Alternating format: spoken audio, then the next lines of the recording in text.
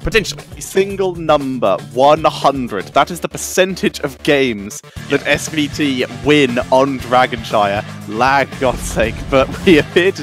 Okay, I appear to still be fine on 8. But yeah, you can see here...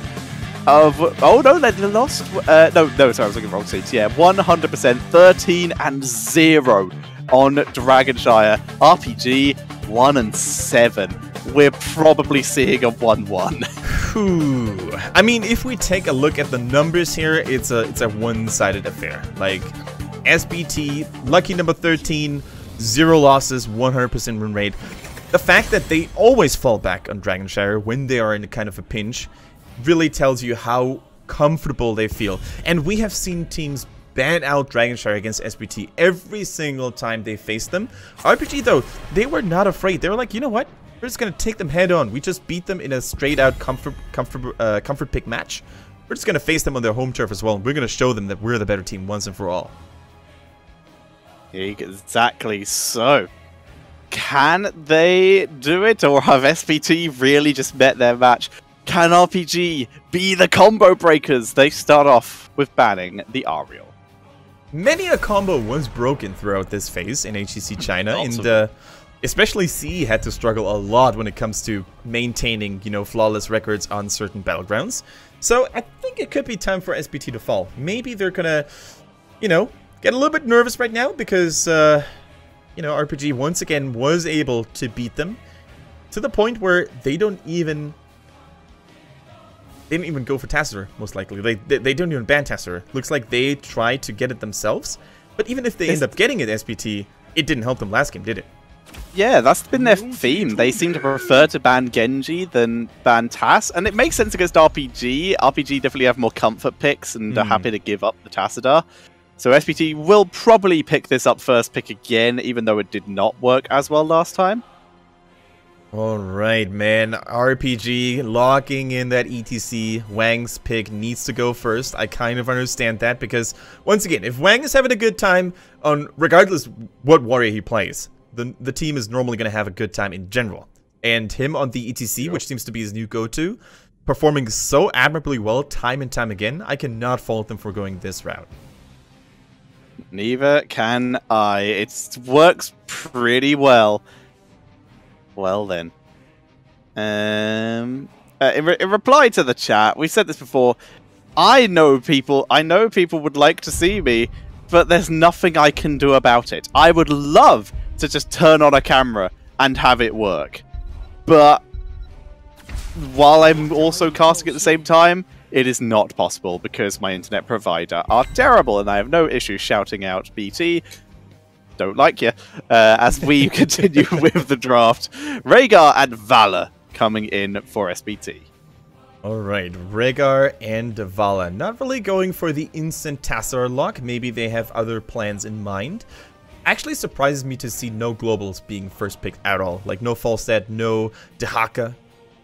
But ETC kind of... Okay, ETC can kind of fulfill that role after all if he goes for stage dive. But in order for Wang to go stage dive, I think they need to have at least another kind of full warrior. Like an Arthas, for example, like an Anubarak. I don't think you can get away with it if Sonya, for example, or Dehaka are your main warriors, quote-unquote. Because then the risk of you getting overwhelmed by an enemy assault without being able to peel enough with those heroes like Dehaka or Sonya is just too high. That is a reasonable assumption. We see the very heavy lockdown and burst comp that we've seen so many times so far with ETC, Greymane, and Uther combined together. Yeah, exactly. Uther, of course, so nice when it comes to enabling any of those high-pressure, high-kill potential assassins, like a Genji, which is unfortunately banned, like a Malthael, exactly, that was the next one I was going to bring up, or even a Greymane. That alone can be so dangerous. Now, SPT, there's still the choice for them to go Lunara against an Uther. This, in theory, could be good. However, there's always the chance of RPGs picking Lucio or any other sustainy support next to it, so I'm not sure if they're going to go Lunara, to be honest. They already have the Vala too. I think it all comes down to what Melody C wants to play right now. Like Melody C, maybe a Medivh, to be honest. Maybe even a Medivh. Oh, I really hope so. I know I tout it about it so much, but I love the Medivh. I think Lucio would actually be a fairly reasonable ban, though. We saw the great success of Rhaegar Lucio last game, and we already know that Meldy is probably the best Lucio potentially in the world. So I would not hate that as a ban as well. But I think Medivh would be a little bit better as the burst version. Oh yeah, you're still here. Tass is removed from the draft here. How did he get so far in? How'd that happen? Yeah, Tetcher, here's the thing. Medivh Cho'Gall. I know I might be dreaming here, but in theory, I mean, Rhaegar is probably the second best support you could pair with Cho'Gall next to Ariel. They played it before as well, but Dragonshire might not be the perfect map to go to. Yeah, they'd have to pick it now. And I don't... It's just not good enough. No, you have to rotate. You have to rotate. So a man can dream, but yeah. Yeah. I was on board, but then I talked myself out of it. Arthas comes in, solo laner. We have Dahaka, also a solo laner, so it's likely going to be Arthas mid and Dahaka top, / everywhere else on the map, because he can be there in a jiffy. Exactly, and that's already a very solid frontline. Now keep in mind though, there's hardly any interrupt available. Arthas can only slow and root people, he cannot stun them.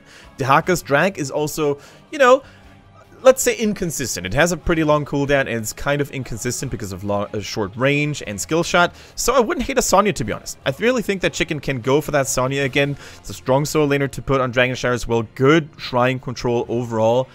And with that Divine Shield on Uther, you would actually have 2 targets that could benefit, 3 targets actually, that could benefit heavily from Divine Shields, like Divine Shield Moshpit, Divine Shield Greymane, or Divine Shield Sonya. But they go for the Leoric. Not a bad choice. And the Chromie. Yes, it's been so long since we've seen this. I am down. It's been like 3 to 4 weeks since we saw the Infinity Chromie come out. And, well, it's pretty good against Arthas. No spell armor until level 20. It's the buff Chromie Tetcher. We're playing on the live patch, so she will have an easier time unlocking the Sand Echo, allowing her to have additional Qs out there. Now, guys, just in case you weren't aware, instead of 80 targets hit, you only need to hit 60 targets with your Q in order to unlock your trait. So that's really, really cool. Unlock your Q's trait, basically, not your real trait. You can see here, on this map, 3 bans, 2 picks. So just it appears every now and again we see it. Not too often though. Probably most of those are by RPG. Yep. But here we have the Chromie. What is the response? Potentially a Brightwing. Karazim going for that burst damage. Very similar countering Ideal as opposed to countering Lunara. If you put enough pressure on it, it's not going to get any value. Exactly. Karazim is now designed, or a dedicated Chromie harasser in the backline. If he goes for Iron Fist, which I think he will, he is basically played like a melee assassin oftentimes, and thanks to his superior mobility, he can actually dive in, apply a lot of pressure, only to get back into his team's lines if he gets focused too much. Combine that with the likes of Divine Palm. If Chromie goes for that beautiful burst with Temple Loop, for example, you just drop the Palm, and all of that damage is going to be in vain. Indeed it is. So, I really like the Karazim, but Brightwing would have been the more passive reaction of I'm going to pick lots of spell armor and hope we don't explode. The Karazim is a proactive measure of when we are in team fights, we want to be making stuff happen, not just countering and reacting. Exactly. It also provides a lot of additional, you know, team fight power thanks to the Earth allies or Spirit allies he has. And I think especially the Earth ally cannot be underestimated against the lineup that RPG brought to the table here. If you deny the Greymane Worgen attacks, you can shut down a lot of additional damage, even against the Leoric, which whose basic attacks hit very hard, can actually, you know, be really crippled by that Earth ally. So Karazim has a couple of tools available to really cause some headaches for the lineup RPG. Yeah, they do. So, both these teams, really solid lineups, but we're on the SPT map with the SPT aggressive playstyle. They've got, like we said, the proactive movements here. I've got to lead it towards SPT, but let's find out, can RPG make it a 2-0? Let's find out as we head into Dragonshire between RPG and SPT.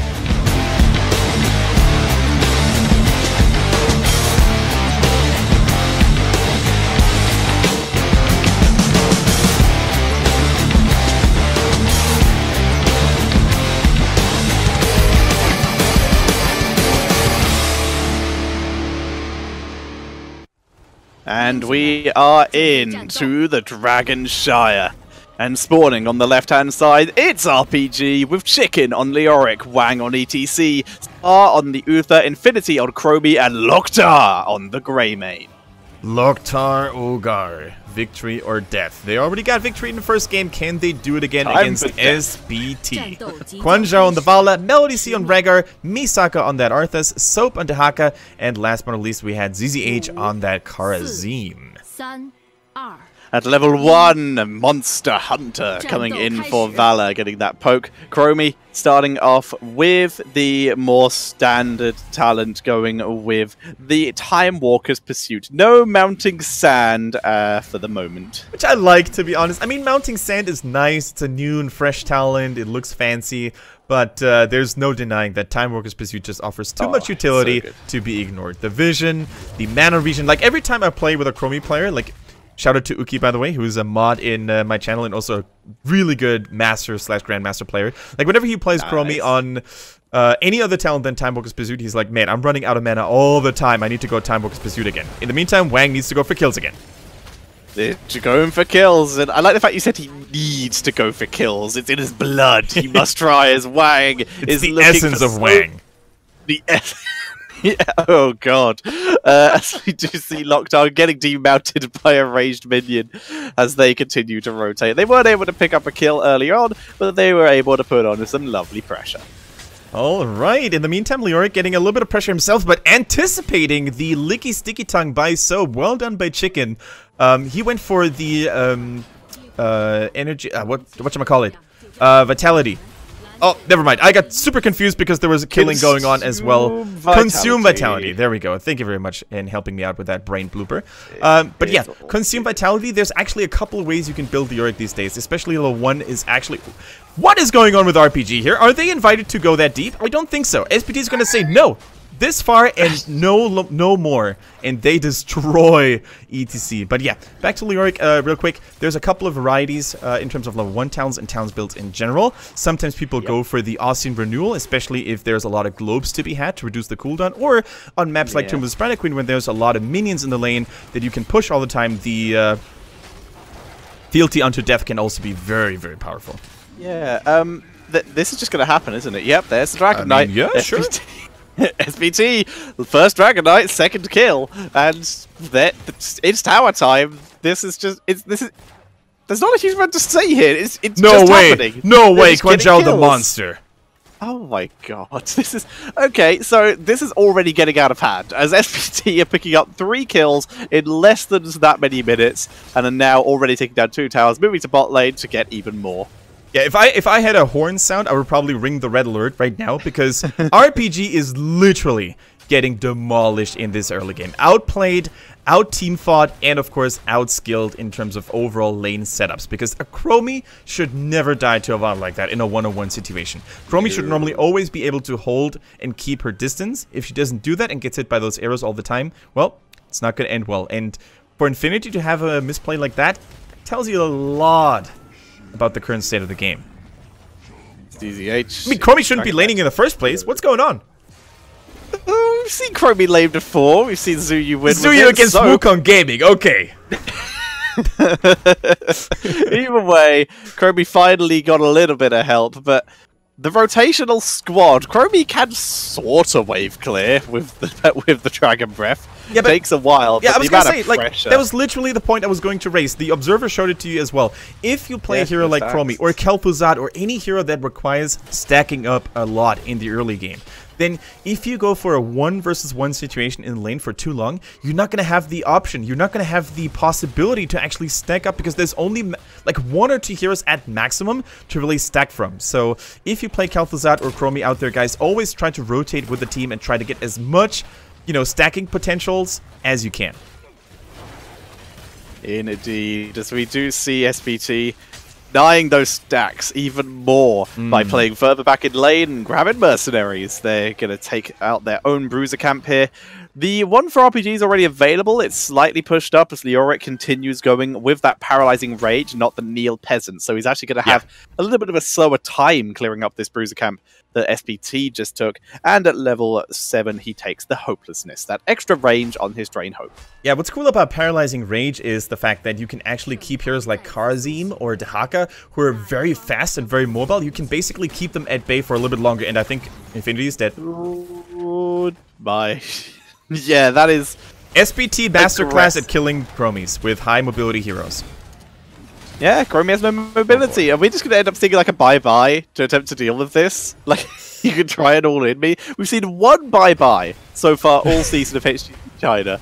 It kind of works. Does that count Trixler as well? Is he part of the HGC in that sense, or...? No, in HGC China, I mean. Oh, in HGC China, okay, I was going to say. Regions. In China, we've seen it once, and it didn't get any value because the team that was playing the Chromie just snowballed and won anyway. So, yeah, a bit of an issue. Speaking of which, Chromie has got her Heroic due to being level 8 and having her talents 2 levels earlier. But SPT, they also get their Heroics. Here comes the Army of the Dead Isolation. Can't Wraithwalk out of that one, but he's soaking the life and draining it up very nicely. I think if Soap had actually continued the chase, he would have died. Like, the fort and the minions would have taken him out. In the meantime, though, we see a very nice rotation coming out for SPT. And look how ZZH is controlling and piloting that Dragon Knight. He's trying to just drop the flames and then get out of harm's way. Okay, never mind. Now he's taking the fight because his teammates aren't there and the cavalry is here. We see Greymane attempting to move in to get some counter damage, and they've actually been able to escape with that Worgen form. Greymane was able to reposition himself better. The fort will go down, but everyone lived, so good disengage from RPG. Also, look at the patience from Karazim and Valor for their heroics. They're waiting to see what RPG are running. Exactly, they're trying to wait for, I think especially Chicken's ETC heroic ability is going to be the case where Valor then decides what to go for. If he goes Mosh Pit, then I think the Rain of Vengeance is too important to be passed, because we mentioned during the draft that they're relatively low on those interrupts, right? Never mind, they didn't wait for ETC, they just took Rain of Vengeance anyways. But I think that's a good call. Like, Strafe is fine. Strafe is nice against Uther because he doesn't have a lot of AoE healing. But then again, the Rain of Vengeance can really help you in those team fights when you're getting locked down by those mosh pits. Also, Karazim is going to wait a little bit longer, I think, to see what Chromie might go for and Uther might go for. If he goes Divine Storm, I think we're probably going to see a 7-sided because he can then dodge it if he doesn't get stunned prior. So let's see what Karazim is going to go for. Ah, he goes for the palm. There we go. No extra protection, stage dive on the ETC, the Entomb, lots of trapping potential there, and a cursed bullet coming in. They want to blow up Arthas in case he's in the Entomb. I like it. I like it. Cursed Bullet, as you said, gives you way more value just in case one of those beefy frontliners gets caught in the Entomb.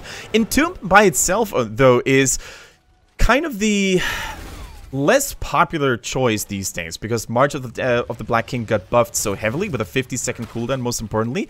I never thought I would say this, but a couple of months ago, this would have been unthinkable to really say that Entomb is now the inferior choice in most cases. So we do see RPG on the defense, pretty far actually, kind of stuck in their own base. Still getting a little bit of stutters, by the way. I don't know if you're getting the same. Yeah, I'm getting a couple of freezes as well. Sorry guys, we're actually not able to do anything about it because we're casting it from the Chinese clean feed. So we're literally watching the stream alongside with you. So please bear with us and thank you for your patience. Exactly. Oh no, Trixler's gonna have an epiphany right now. Oh my. But is this saying bye-bye to RPG's I think it is literally saying bye-bye. Will this be the saving grace and actually just keep Chromie alive enough to continue giving that damage output? We will find out as bye-bye has been taken. Trixler is like, it's probably like nighttime in LA right now. Trixler has just woken up in a cold sweat. It's just like someone picked bye-bye in a HGC match. Exactly. Quickly browsing through the Heroes of the Storm Twitch chat and saying like, okay, where is it? I need to find it. Oh, RPG HGC China, let's go. Scrolling through Reddit. Why isn't this front page yet? Yes. Alright, the Entomb hitting the Karazim Chicken. Unfortunately, that target is not easy to lock down, and Karazim just dashes out to safety. Both shrines in control of SPT, and Dehaka is already chilling in the middle. This might be another Dragon Knight for SPT. And a kill on to Cheer. Oh, the Chicken lived. Stage dive coming in a little late. There's a Dragon Knight pushing in. They technically would have had a 5v4 there, but it would have been down a talent. Tetcher, why do you stage dive in only to disengage? Because I think he wanted to stage dive thinking they still had time, and maybe because they saw a Dragon Knight, they wanted to try a 5v4, but forgot it was 13. So things are not going well for RPG. They look like a group of headless chickens. I don't mean to pun here because they do have a player called Chicken, but they literally do. They're just running around in different directions, not getting anything done. They can push, they can team fight, they can secure Dragon Knights. And as such, they're behind 2, almost 3 levels, rightfully so.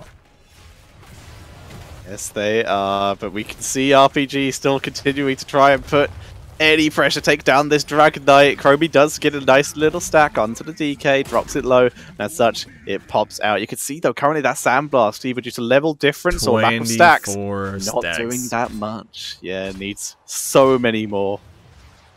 I mean, you also gotta give a lot of credit to SPT, though. They're actively trying to avoid massive team fights in order to keep the Chromie count low. And that is normally a playstyle we're used to seeing from RPG themselves. They normally rely on a lot of global pressure to really avoid fighting over objectives. With an Illidan, for example, that's what they used to do all the time a couple of weeks and months ago. But this time, they're basically going to have to taste their own medicine, because SPT is just avoiding team fights, going for objectives only. And I think you can really see how SPT is, you know, embodying the virtues of the new China with, you know, strong macro plays, whereas RPG is all reliant on team fighting all the time. They won last game because they team fought like champs, but if they can't go for those brawls, if they can't go for those team fights, they're not going to get a lot done, and they're just getting out-rotated and outplayed on the map by SPT. Yeah, this is SPT stomping ground, and nothing is stopping them. This is going Arthas doesn't even care about the Drain Hope. Chicken flee. Chicken is able to escape that lingering apparition. I believe it's is it still called lingering apparition, or is it? That's the ominous wraith. In roll focus. That's the ominous wraith. The ominous wraith gives the extra duration.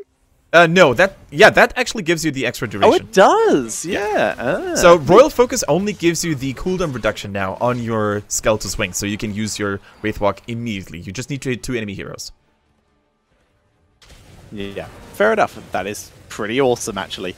We see Wang holding down the fort as they're going to attempt to make a play. Onto Soap. Good stun. Does he have his burrows? Nice. Yes, Tunneling Claws. And the Entomb over the Tunneling Claws. Bye-bye to Haka. And RPG, they pull off the execution. They're able to pick themselves up a kill. Only running 2 heroics. Misaka's going to interrupt the teleports. So Vala actually gets more value in the bottom lane. They secure the shrine as well. And they're probably going to take top as a result as well, because RPG is now once again scattered all over the map. We see Uther and Chromie in the bottom. The rest of the team is trying to go for a play here now with ETC Wang going in, but miss landing, only hitting the ground. Now Misaka might be the next one. Slightly off target there. Misaka could be good. The extra radius on the face melt could be good. Power slide not used. ETC not willing to take the risk. In comes Rhaegar and Valor. Good scouting by Chicken there, and also getting a little bit of ominous Wraith. And the Sandblast missed. They have to let go. Coming in as well. And this is going to be a 5-man push from SPT. They just had to let go because they realized we're not in a good spot. There were too many enemy minions zoning us out, and most importantly, we were not 16. So once again, they're going to have to hold against that Dragonite. But the anti-synergy here between the knockback by ETC and the missed Cursed Bullet as a result on that Arthas, maybe the Cursed Bullet could have changed things around, and then they would have been able to kill Arthas. But as it is, no ghouls, no Army of the Dead. Keep that in mind. Misaka is now a little bit easier to kill. In the meantime, we see double pressure in middle and bottom. I'm not sure why Rhaegar isn't with the team, though. I think they could have easily forced this keep. Looks like they're going to get it anyway. Are they? Yeah, Dragon Knight is going to pop. And ZTH not in the best position. Gets pumped. He dashes out. He's gone. Here comes the Wraith. You cannot escape death. He wants to get him. Where's the Entomb? It's not up. Tried to chase him down, but was not able to stop him. Yeah, in the meantime, Wang got bullied by Melody C all the time, preventing him from actually using the stage dive just like that. Because if he had used the stage dive, Rhaegar could have actually torn down the middle defense line just like that. And really cool moves here to see. Now ZZH getting a little bit cheeky, catching that Drain Hope, but Chromie in the meantime deactivated by that Haka with a cheeky flank from behind. Cheeky flank from behind, and they want more. Root on Wang, Rain of Vengeance, trying to lock him down. Chicken, body blocking for Wang, takes a shot. Wraithwalk not even... Oh, Divine Shield keeping Chicken alive. Yeah. Just denying that extra XP that would have got SPT even closer with that level 20. Vala shooting her darts through the bushes. I like it. Alright, what I'm kind of missing here, Tetra, is the decision-making by RPG. Like last game, it always looked like they had a battle plan, right? We go here, we ignore this objective, we get value elsewhere. This time on Dragon Shire, it looks like they're trying to achieve too many things at the same time. They're trying to poke, they're trying to push, but they're also trying to teamfight at the same time. In the result, though, it's all a big mess, it's all a big chaos, and people get caught isolatedly all the time. It just seems like they don't have a plan on how to play this map. But that's the big advantage of SPT as well. Dragon Shire requires a couple more rotations. It requires better macro play than a map like Infernal Shrines, where it's a little bit easier to get value from elsewhere. It is a little bit easier to get that value, and they have been doing so relatively well. Which is why SPT is still on 19, whereas RPG still actually are catching up a little. They're not so far behind that it's unfightable at this point. Exactly. So, can RPG hold? I mean, Dragon Shire is a map where you can defend your base relatively well, because we're not really in that super late game past 20. So the next Dragon Knight that is going to get unlocked is going to be powerful, no doubt about it, but it's not going to be game-ending powerful. So I think they have one more chance to hold. The level 20, I think, is going to be the bigger problem. Like, those Storm Talons will really ruin their days, especially Rhaegar, if he goes for that Rewind, or even the Storm Shield can really mess things up. Arthas, of course, going for that increased ghoul size. Oh my goodness, Infinity, are you going to fall? No, pieces out in time. He could have, just walked behind the gate, but that will do as well, I guess. He now has to, he actually might just stay to clear the camps. Wang being forced to retreat. We're going to see some RPG deaths here. Entomb used, actually, getting Wang out. Divine Shield, they all got out. Nicely done. Wang very nearly fell from that last shot. That Farflight Quiver range, just kind of huge there, very nearly turning it round. But here's another Dragon Knight. This could be the end. And the thing is, RPG had to use so many tools, so many resources, and so many cooldowns just to keep everybody safe and sound. The Entomb not getting a lot of value done. The Divine Shield now on a 60-second cooldown, just like the Stage Dive, still 25. And SPT, they're gearing up and they're marching towards the base. Going for that opening for that naked lane at the bottom. Romi's trying to poke and chip down that Dragon Knight just a little bit, but is it going to be enough? Leoric also helping out big time when it comes to sapping health using his Drain Hope. It is as they move in. SPT looking to try and end the game. RPG aren't even touching the Dragon Knight. They're going to get Melody C here. It's a start, but there's kind of, the main damage dealer, Chen Zhao, on the core as it drops to 50. Chen Zhao is no longer in the game, but the Dragon Knight is untouched. That is GG, and the score goes to 1-1, giving both these teams a single point. And that's why, ladies and gentlemen, if you're with your backs against the wall in those late game objective calls, you need to force a fight outside of your base so you can maybe get a kill earlier and then deal with the Dragon Knight. As it is, they let the Dragon Knight and the entire team of SPT come in close. They fought in their base. They got a kill. They actually got 2 kills, true, but the Dragon Knight was already on the core, sitting, pounding, hammering on it, and as such, it was too much for them to handle. And some valuable lessons to be learned here from RPG, but SPT, they continue to be undefeated on Dragon Shire. Who's going to stop them on that battleground? I don't know. What are they on like now? 14-0? 15-0? 14-0. That's insane. It's insanity. Oh my god. This is I'm pretty sure this is RPG's SPT's strategy. For starters, they're already one of the best teams, but they just picked 2 maps and just practiced them to death. And basically, you were like, okay, we're just going to get godlike on these 2 maps. Our opponents can only ban 1. And that's basically, as for what I could work out, their strategy. And they're just really, really good on all the rest of them. But they have 2 super perfect maps. Exactly. They know how to play Dragon Shire for sure. And isn't it crazy how differently that game was, even from a commentator's point of view, right? In the first game, it was just, team fights all along, back and forth, left, right, and center. It was a blast to cast. But the second game was a little bit more, a little bit more serious, a little bit more neutral. We couldn't really go as ham because there wasn't really a lot of stuff happening. SPT just controlled and dominated that game from start to finish. But that still doesn't reduce the achievement here, or that doesn't really, diminish the achievement here, because they played this game really well, and it takes a world-class team to basically have all those playstyles, going for those good team fights, although they weren't able to win the game, but the team fights still look pretty okay, but also to play the macro game. And I think that's what really makes a team like Fnatic stand out that much so far. They combine all the strengths: team fighting, decision making, macro play, and SPT is on a way there. I'm not saying they're nearly as powerful as Fnatic right now, but on their way. And I think if they play with a full roster at BlizzCon, they might be getting some stuff done.